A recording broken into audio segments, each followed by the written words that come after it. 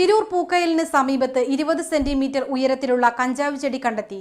Pookkayil city park ഹോട്ടലിന് സമീപത്തെ road സൈഡിലാണ് ചെടി കണ്ടെത്തിയത്. പൂക്കയിൽ കേന്ദ്രീകരിച്ച് വലിയ തോതിലുള്ള ലഹരി മാഫിയ സംഘം പ്രവർത്തിക്കുന്നുണ്ടെന്നും നാട്ടുകാർ പറഞ്ഞു. സംഭവവുമായി ബന്ധപ്പെട്ട് അന്വേഷണം നടത്തുമെന്നും Tirur excise inspector O Sajitha വ്യക്തമാക്കി. Assistant excise inspector PM Fazal Rahman, presiding officer KM Baburaj, civil excise ഓഫീസർമാരായ PV ജയകൃഷ്ണൻ, M ദിദിൻ എന്നിവരും അന്വേഷണ സംഘത്തിൽ ഉണ്ടായിരുന്നു. തിരൂർ റേഞ്ചിൽ ഒരു ഷാഡോ സ്ക്വാഡ് വർക്ക് ചെയ്യുന്നുണ്ട്. അവരുടെ നേതൃത്വത്തിലുള്ള ഒരു സംഘത്തിന് ഒരാൾ വിളിച്ചു പറഞ്ഞ പേര് വെളിപ്പെടുത്താൻ ആഗ്രഹിക്കാത്ത ഒരാൾ വിളിച്ചു പറഞ്ഞനുസരിച്ചിട്ടാണ് ഇവിടെ എത്തിയത്.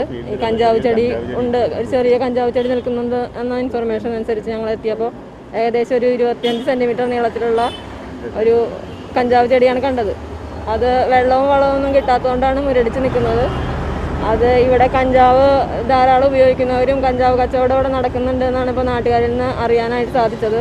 അപ്പോൾ തുടർന്ന് ഞങ്ങൾ അന്വേഷണം നടത്തുന്നതാണ്. അവരിൽ നിന്ന് വീണ വിത്ത് മുളച്ചു വന്ന ഒരു ചെറിയ ചെടിയാണിത്. ഇതിന് തുടർന്നുള്ള അന്വേഷണം കൂടുതലായി നടത്തുന്നതാണ്.